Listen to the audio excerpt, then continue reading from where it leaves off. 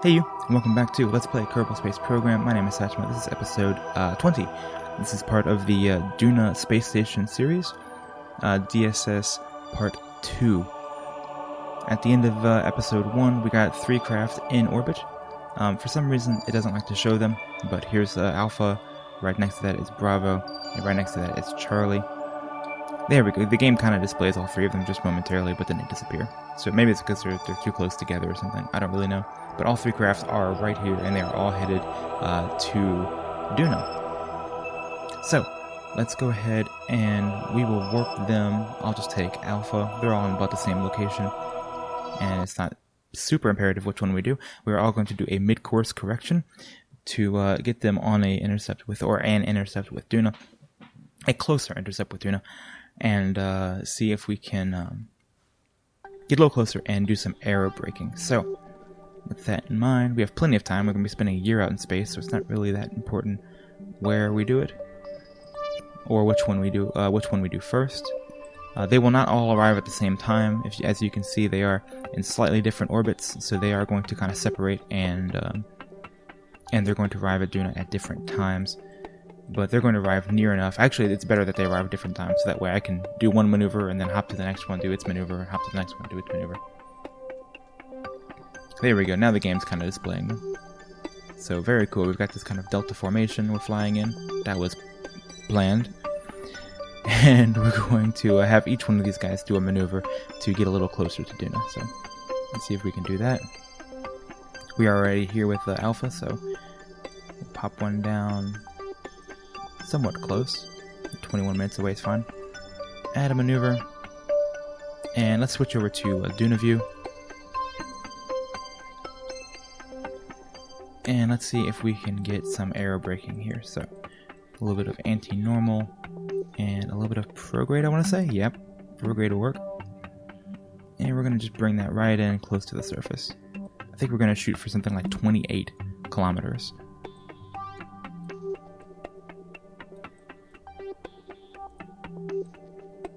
Hey. Alright. Hold it up. I'm just rolling that mouse wheel here to kind of increment it inwards. 29 is fine. And we're just going to perform that maneuver.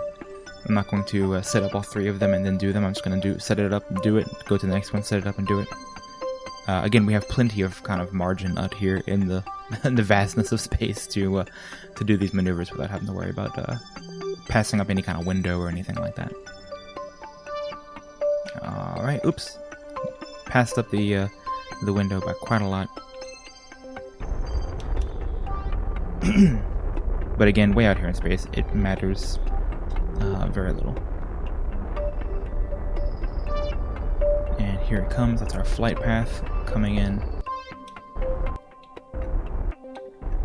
Ooh, okay. I'm gonna have to reduce my thrust limiter here because I can tell I'm going to pass that up if I don't. And hold it. What do we have here? 33. Just one more bump. Beep. 25. We'll do it. We'll see what happens. I can adjust it later if I need to. 25. It's a little froggy, but it'll be okay. Let's check this craft. Make sure I do have solar panels facing the sun. I put solar panels on the outsides here, but they seem to have disappeared. At any rate, I have plenty of electric charge, so that's okay. Alright, let's go to the tracking station. You can do this from map view as well, but I have had problems with it in the past, like for some reason just not going to that craft. So I'm just going to go to the tracking station and select Bravo, fly him, and do the exact same thing to set up a nice maneuver with Duna.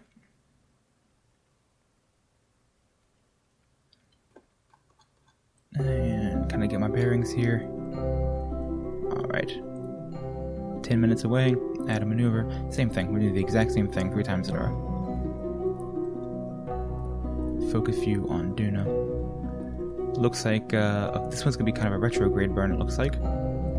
Still anti-normal to bring it down into plane. And since I'm heading ahead of Duna, we will do a... go away. A retrograde burn, if I can grab it. There we go. And just a little bit more. Normal to bring it more equatorial. Oof. There we go. That's pretty close. The better your inclination is now, the easier it'll be later to actually dock these things together, because you have to make fewer inclination adjustments. That's well enough. I'm not going to change it here, because once I actually start flying it, I can fiddle with the actual periapsis. So same as before, let's get a little closer to that time. I mean, on it would be ideal, but it's not imperative. Okay. No, pretty good actually. And probably the same thing, I'll probably have to do my thrust limiter a little bit here as well.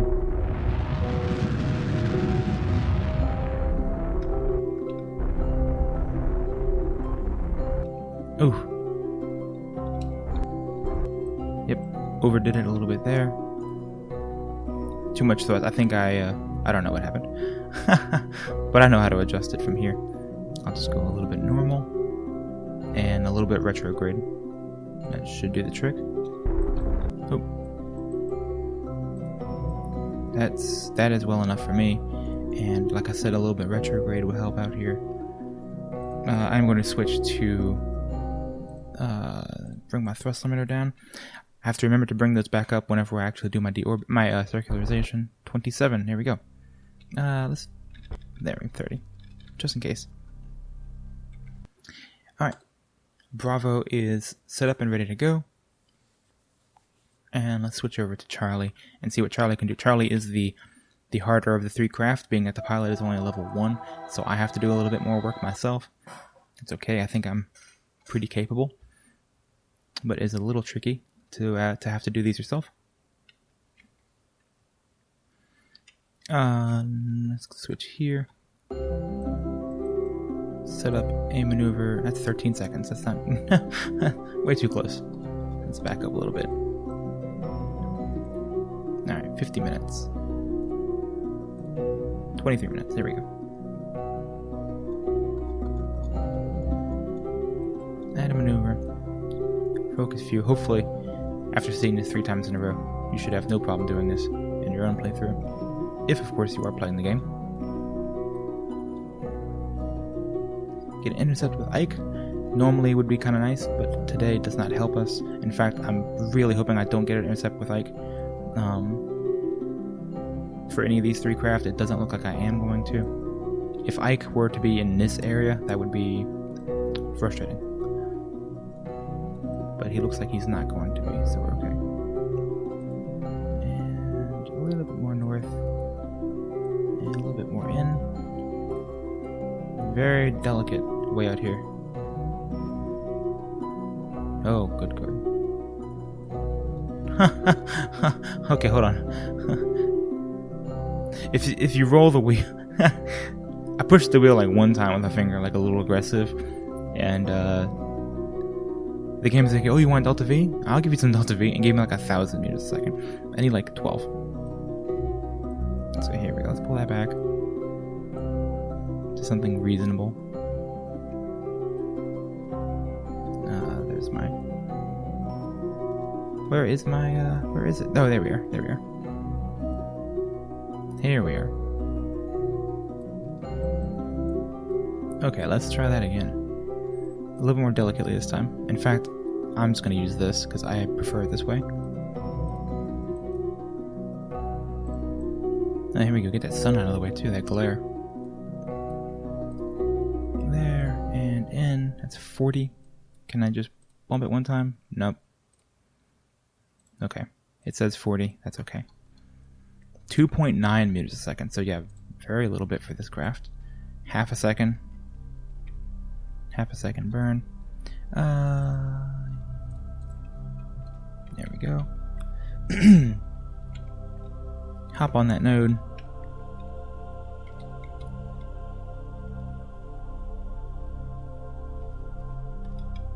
Three, 2, 1. Okay.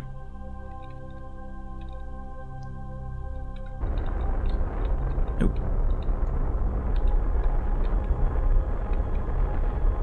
Just focusing on that.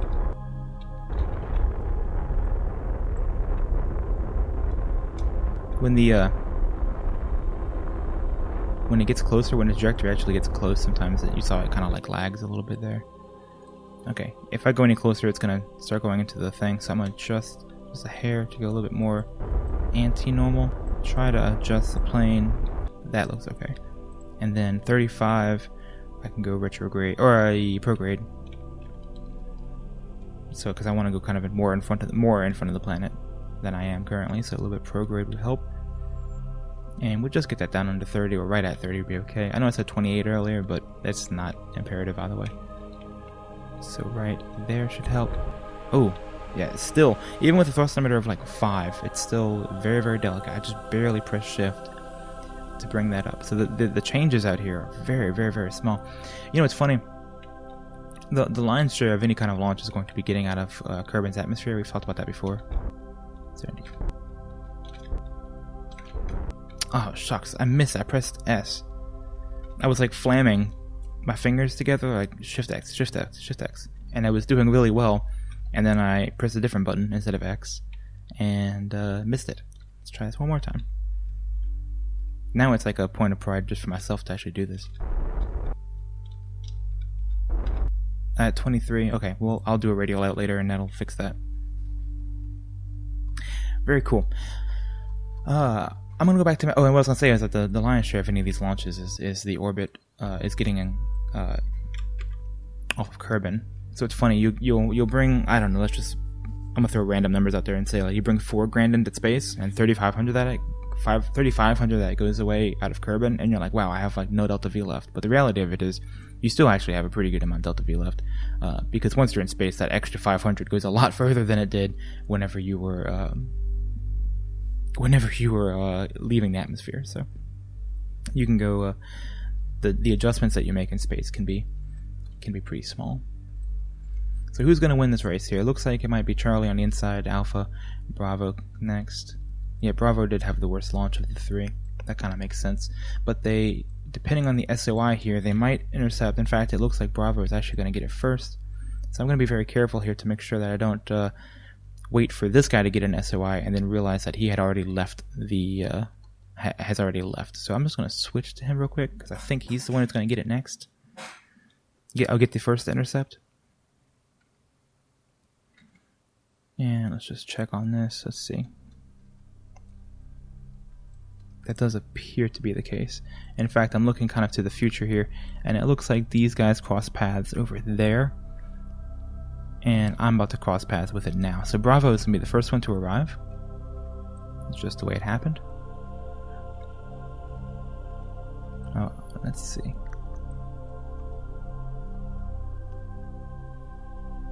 And we should be able to do all of Bravo's stuff while here.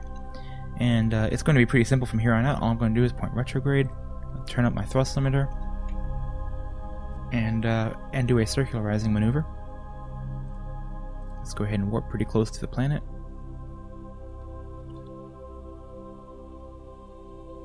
Let's warp pretty closer to the planet. I should be able to see if another craft pops in somewhere. I should be able to see it. I should be able to see its line come through, so I don't think these are going to be within it's the same time window as each other. So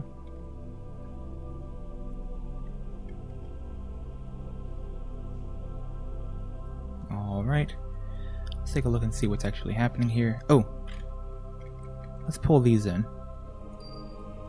The atmosphere is not particularly thick here, but I still would hate to actually have those burn off. So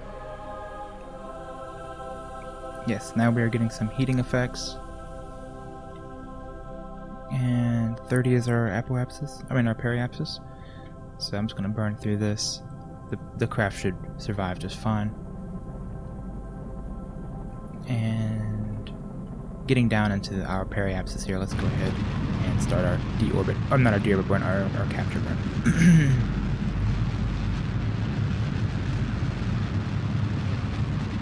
And I'm going to go ahead and bring these all the way down. I'm not going to do several passes. I'm just going to do one pass. I think I have plenty of fuel on all these craft. I do. Or at least on this one.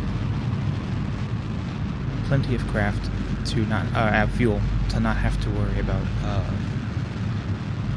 doing a whole lot of aero braking, so I'm just going to bring him directly down to 100 kilometers.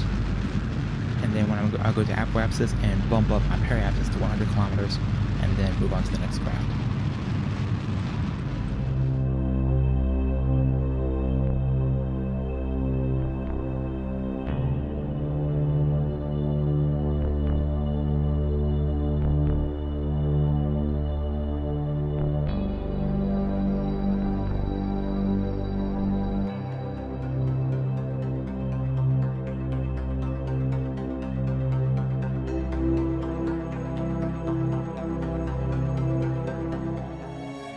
Alright, well enough.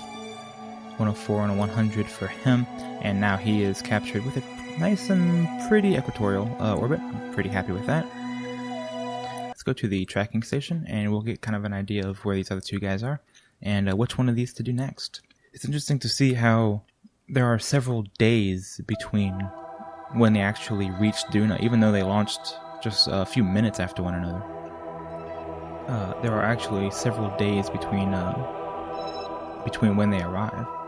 So here we go, Duna encounter in 28 days, and for Charlie, that encounter is in 45 days. So yeah, it's several weeks in between. At any rate, Alpha is next. Go ahead and fly her. So yes, even though if you launch at the exact same time, it's not like you're like rapidly switching between craft to get everything done. You have literal days to actually do this, so you should be perfectly fine. If you plan to do this or something like it in the future, is what I'm trying to say. Let's go ahead and warp to the Duna intercept. Now, if I remember correctly, this is the lowest of the three gravity assists here. 25. Yeah, periapsis of 25. It's a little aggressive. I'm going to quick save here just in case, and we'll just go warp a little closer. Make sure we select retrograde. I don't have any. This one doesn't have solar panels. That's okay. Just to make sure I don't have any of those out before we hit the atmosphere, because we're going to slam into this atmosphere.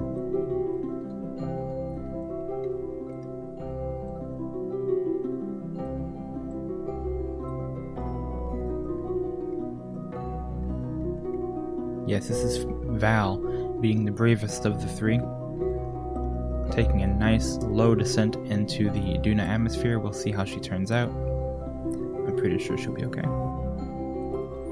Get a little closer to that periapsis before I start burning. If I had an engineer on board, we'd have information up here about that, but I do not. Okay, that's well enough. And we can go ahead and start burning as well, increasing our thrust limiter. And that should capture us nicely.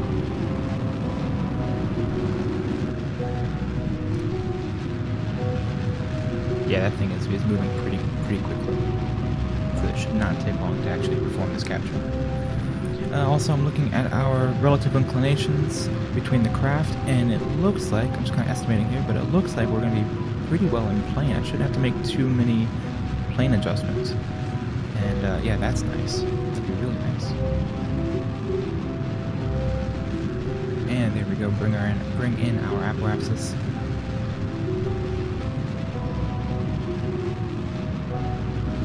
The periapsis is kind of coming below me. I'm gonna burn a little bit this way. Oops, I'm actually going the wrong way. I apologize. I'm going to burn a little bit radial in. It's not particularly efficient.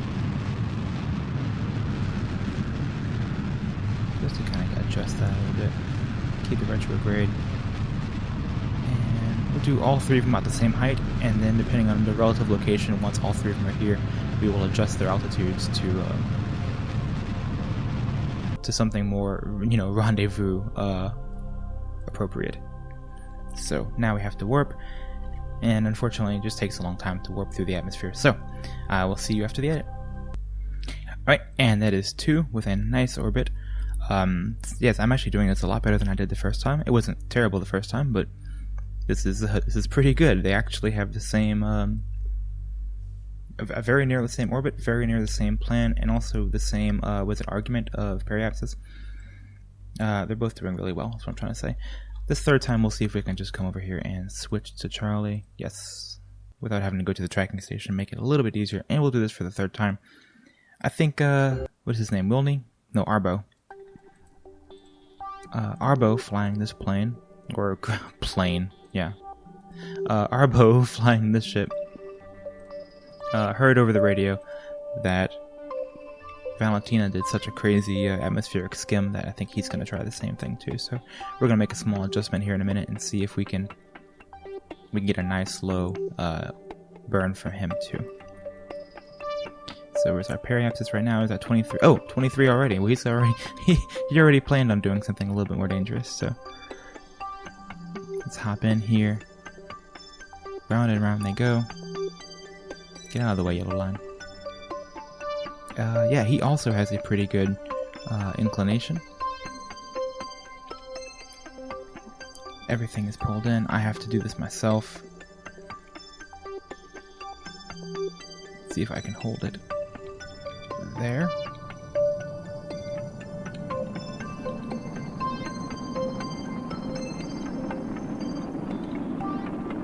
And let's kill a time warp. And start our burn.